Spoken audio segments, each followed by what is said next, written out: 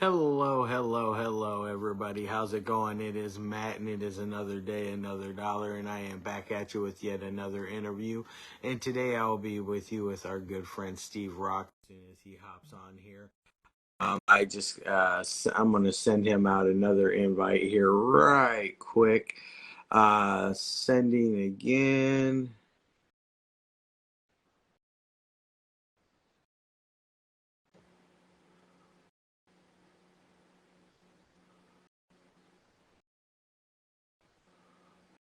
There we go. All right. Got that sent out. Hey, Gabriel Jewett's in here. How's it going, buddy? How good to see that you're on here. Always a pleasure to see you, my friend. Just waiting for Steve to hop on here. I sent him an invite and just waiting for him to hop on. Hopefully things go without a snag on this one. Oh, There we are. All I'm right, it worked. sideways. Let me see if I can Yeah, change that.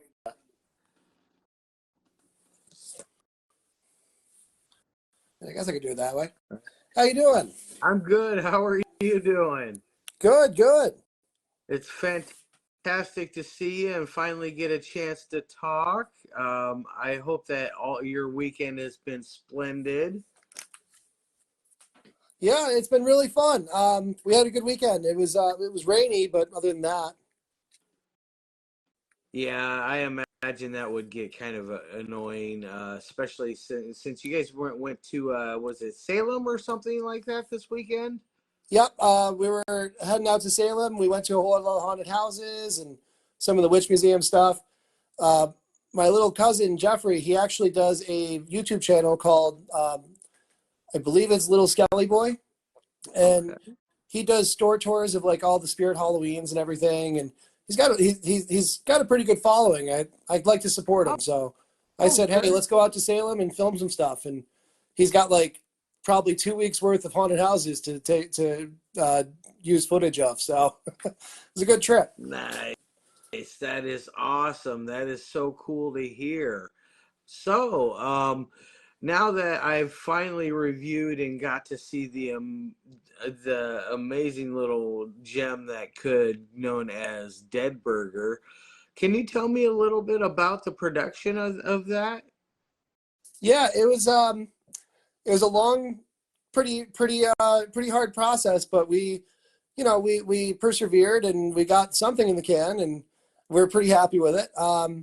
So there's probably about half of the script that never really truly happened, because what you see is the best parts of 3 attempts to make the first half of the movie before something crazy happened and we ended up having to recast and restart. So that's part of why it's so jumpy.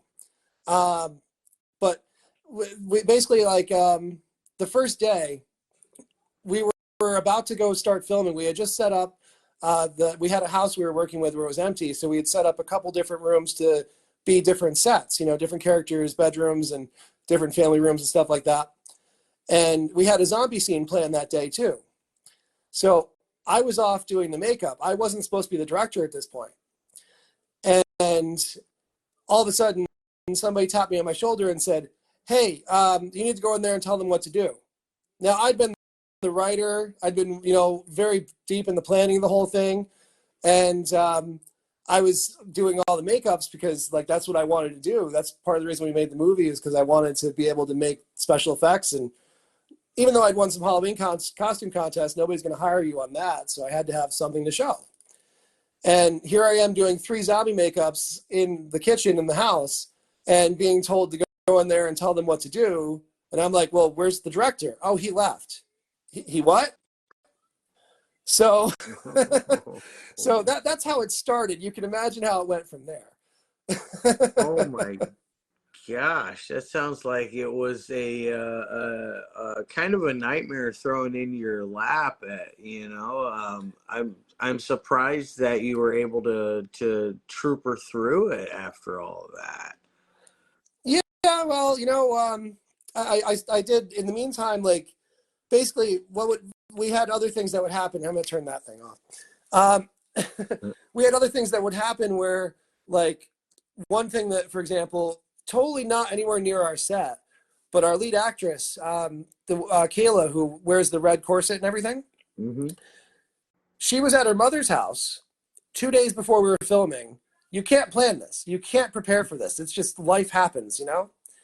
The plate glass window on the front door fell out and broke her foot right before Oh, we were supposed to go do a bunch of action shots.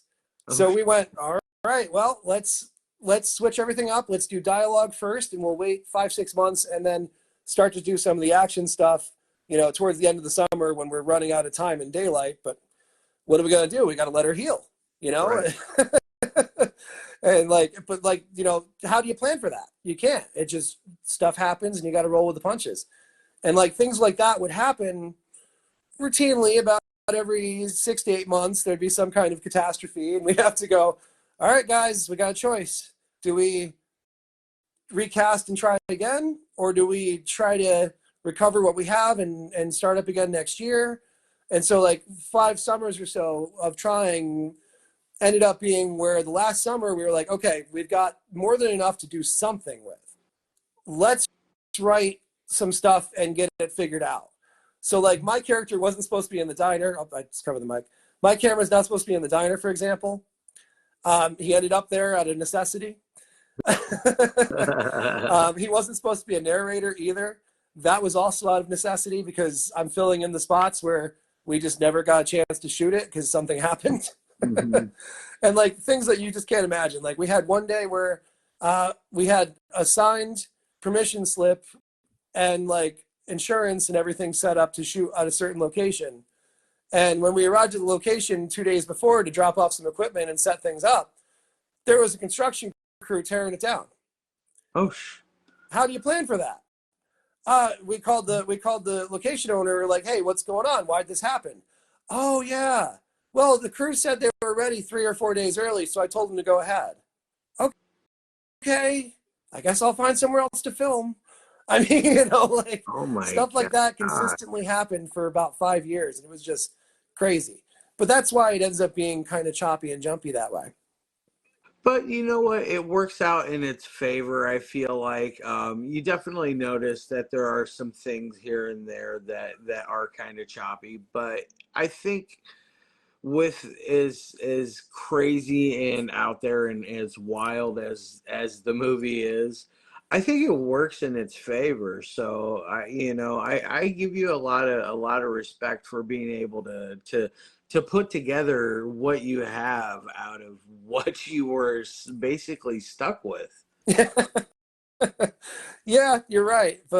And I'm very proud of what we did get together. And it was funny when I watched your review. There were some things you were hitting on that were like really, really awesome that you picked up on. I'm glad you did. Mhm. One thing is, like I said, about half the script never really made it. But we were like, right from the beginning, we decided it was like a comedy. We knew it was a comedy. And really, the way that the idea started was back in like 2003 or 4, a bunch of friends sitting around in the campus center on the community college nearby where I was going. And the conversation came up, what would we do if zombies attacked? And we started passing around all these wild, crazy, funny ideas.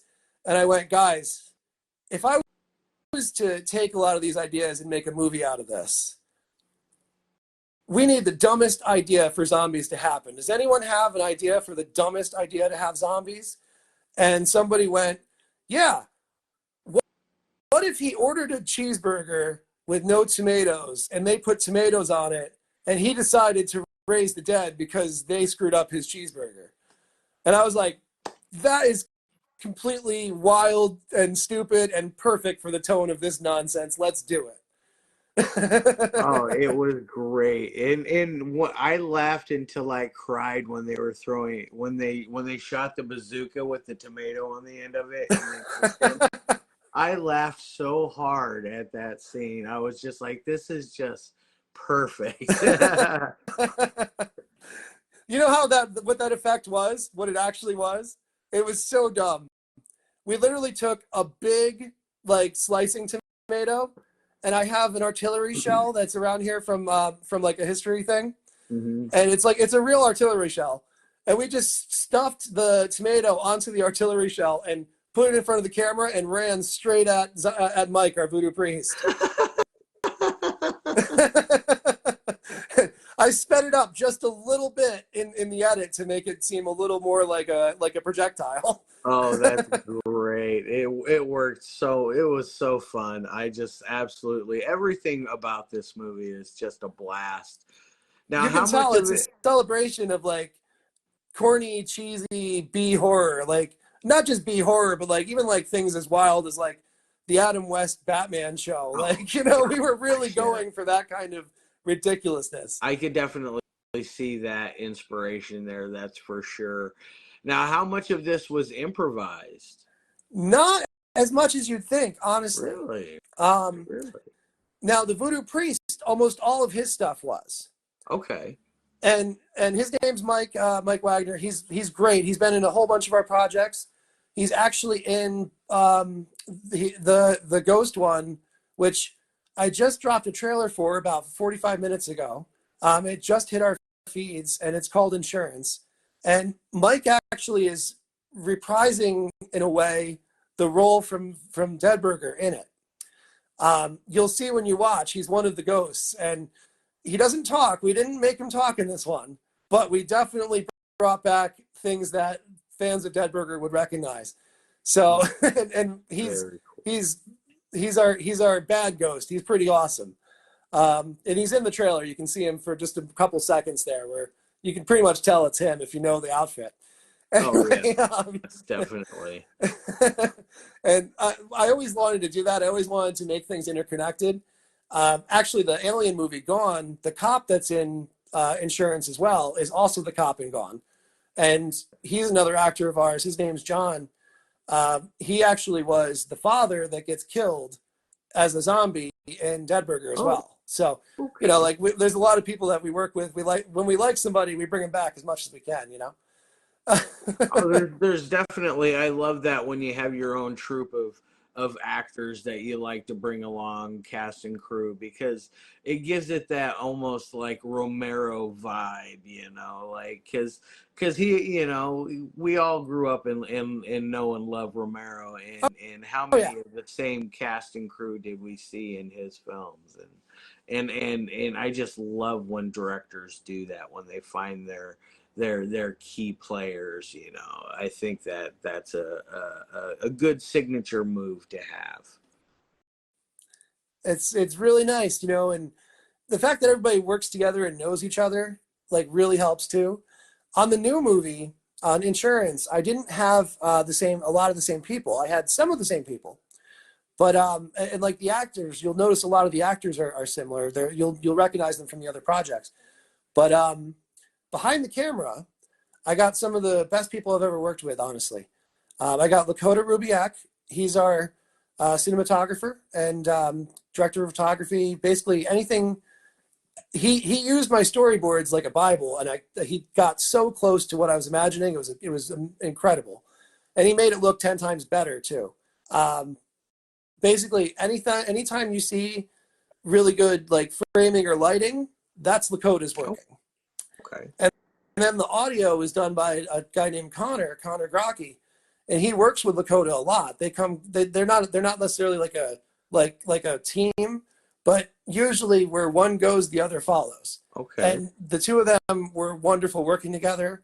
And then also we had Randy come back. Randy Harlow. He's the lawyer in Dead Burger, and then he's also one of the ghosts that you'll see in Insurance. And he was our production manager, and he was doing a lot of things to help us stay on track. And he's a wonderful supporter. And Mike, I wanted to mention, we talked just a second about it.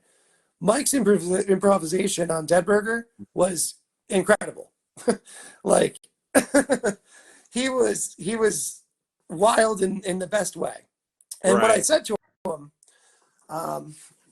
what I said to him was, if at any point you feel like you're sounding like the Shredder from the Ninja Turtles or Storm from the X-Men, you're doing it right. That was the exact direction I gave him, and he ran with it. Oh, And I oh, can't be happy enough for it. He really took it to a wonderful level. And he was like really good into improvising with even like the props. Sorry, I hear my voice going there. Anyway, if you notice in the cemetery scene, the book he's reading from to do the ritual, which is just stuff he was pulling out of his brain, by the way, he's holding the manual to a Toyota.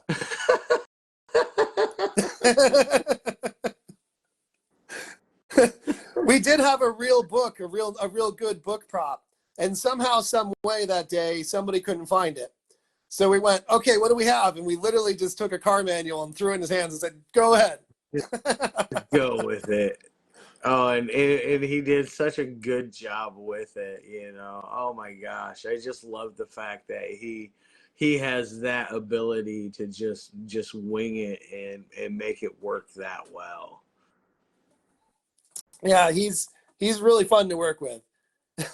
So I'm gonna ask you two really tough questions.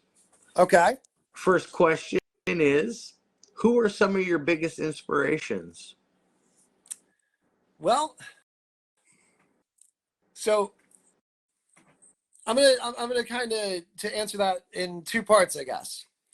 So what made me want to get into movies and like inspired me was the special effects side of it, where I wanted to do the makeups and the practical effects.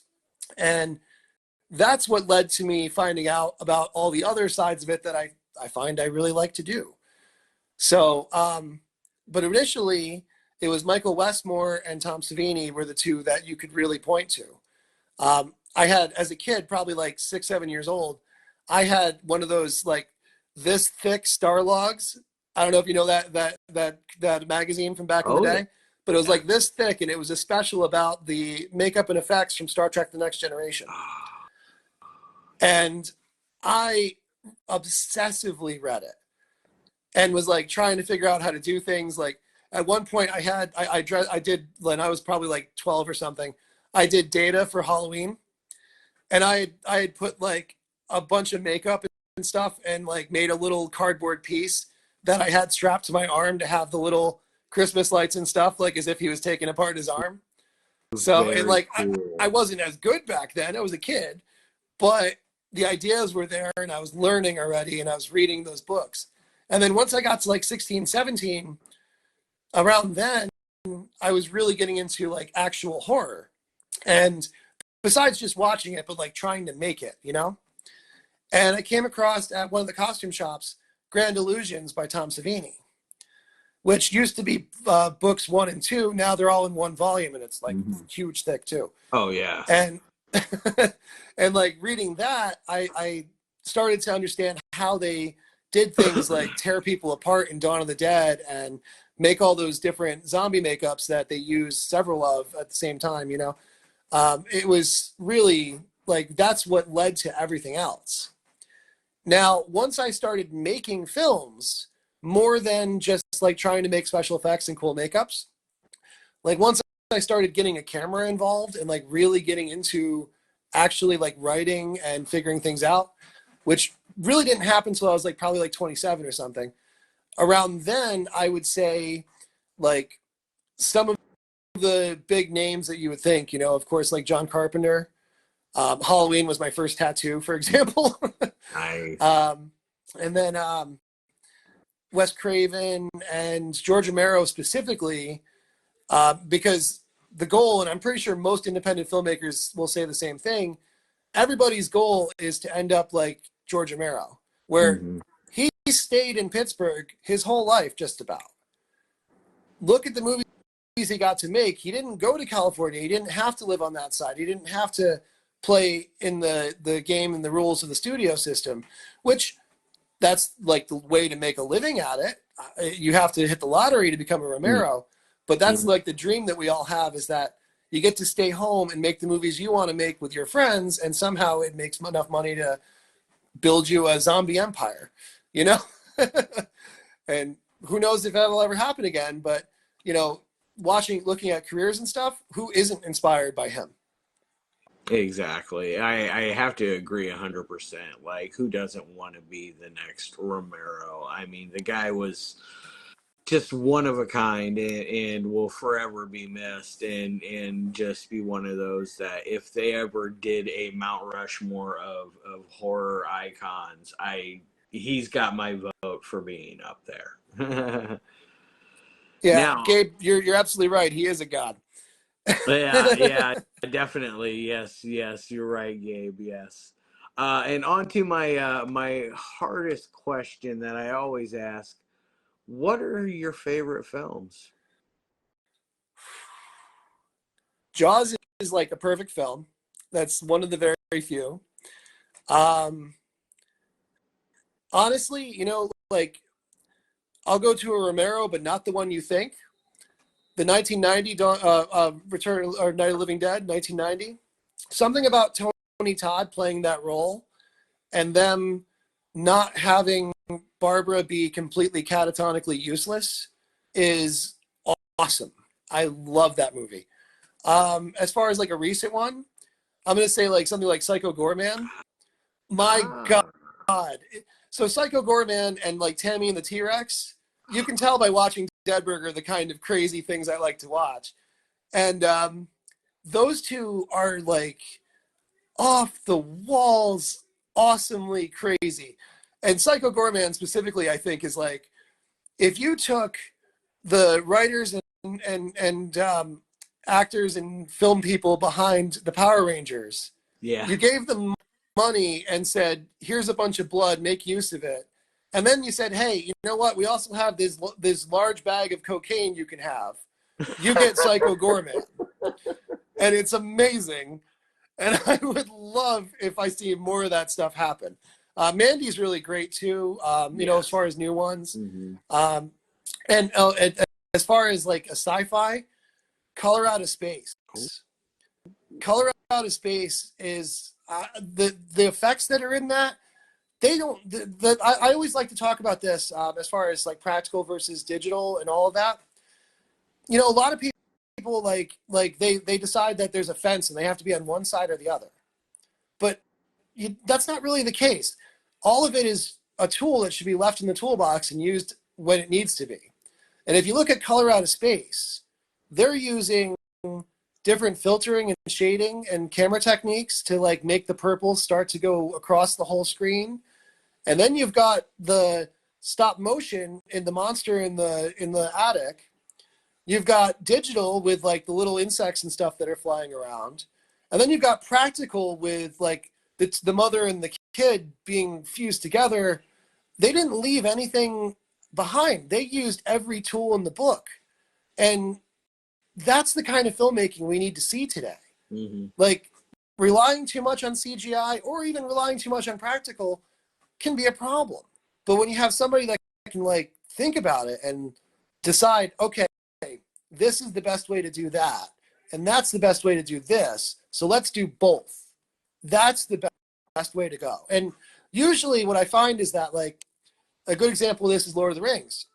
A lot of the big orcs in Lord of the Rings, they're from the knees up is practical, and from the knees down is green screen legs. You wouldn't notice, unless you knew it, you wouldn't notice, and that works amazingly well. Hmm. The slugs in Slither, they were literally just like plastic or rubber slugs that they were essentially dragging around on fishing lines, and then in digital they added all the veins and organs and everything and pulsing, and suddenly that rubber slug comes to life. Hmm. That's the stuff we need to see, like really. And you see it every once in a while where like James Gunn, obviously, and all of those people like were able to deploy these tactics. But like when you look at like a studio thing, even like a Marvel movie, most Marvel movies, by the end of it, it's like two Gumby characters just smacking each other around. It's like, come on, guys, like you have the talent, you have the money to hire all these people and deploy this stuff. Why do we keep getting a blue sky beam? Do something Yeah. different. Do something new. Do something different. Yeah. Don't be afraid to try different things. Yeah. I agree with you 100% on that. And one last thing, I it's all your platform now to plug and promote whatever you would like to talk about, and we'll end it on that. Yeah. So if anybody wanted to follow us, we're on Abomination Films. We have a website, www.abominationfilms.com. We also have a merch store there. So if anybody wanted to truly support us and buy some of our t-shirts or stickers or anything, they're all there. And then just today, like I said a little bit earlier, right before the interview started, I had dropped a trailer for our newest project, Insurance, and it's a ghost movie. Give you a quick little description of it. A young couple inherits a house, and they find out that it's haunted. And as things start to get worse, they try to do they try to fight back. Like she lights some sage, and like he's like getting up in the middle of the night with a baseball bat, checking the house, trying to make sure there's nobody in it. They call the cops at one point. Nothing's working. So when it gets really bad, the guy gets his wife out of the house and he goes back in with the insurance papers and a gas can. And he says, "Keep it up, or I'll burn this place down and cash that check tomorrow." And then some real fun starts to happen. So you got to check that out. The video just dropped. Like I say, it's about a 2.5 minute trailer. Dropped right before the interview started, like 5 o'clock my time. And also, of course, Dead Burger's available on our YouTube channel, Abomination Films NY. It's totally free. You just have to sign in because it's got some adult content. You have to be signed in, verified in order to watch it, but it is free. And then we actually have a third project called Gone. That's an alien abduction movie. A young woman has a strange dream, and when she wakes up, she finds out she's been missing for 3 days. So she tries to figure out what happened to her, and it goes really wacky from there. And that's also in post production. Both Insurance and Gone will be finishing up sometime over the winter and releasing early next year in their full versions. We want to try to send them to festivals and see who takes it. I don't know if we're gonna, have any local screenings or anything yet, but certainly that'll be something to check out in the future. Just follow our feeds, and as information becomes available, I'll be happy to post it. Awesome. Yes, because I will definitely be keeping an eye out on that. And I hope for when those do drop on some sort of level for home distribution or at least for us to watch that you keep a certain somebody in mind for a review for them. Because Thank you so much. I was really happy, that first of all, the people are enjoying Dead Burger. It's got a stronger following than I ever thought it would. And, the fact that it won the award this year, at Cringe Fest, local film network that held an event, it won the audience vote. I mean, I was amazed. And the fact that everybody loves it and wants to keep watching it and having fun with it, that's what it was made for. Even if you're laughing at it, at least you're laughing. exactly, exactly, and whether it inspires one person or 100 people, that's all that really matters. Absolutely. And I think that you definitely got a home run on your hands with it. Thank you so much. I appreciate it. I appreciate the views. You're very welcome, and I hope you have a great rest of your day and a great rest of your weekend as well. Thank you so much. Happy Halloween. Happy Halloween, and we'll keep in touch. Sounds good. Talk to you All soon. right. See ya. Have a good day. You too. All right. Bye bye.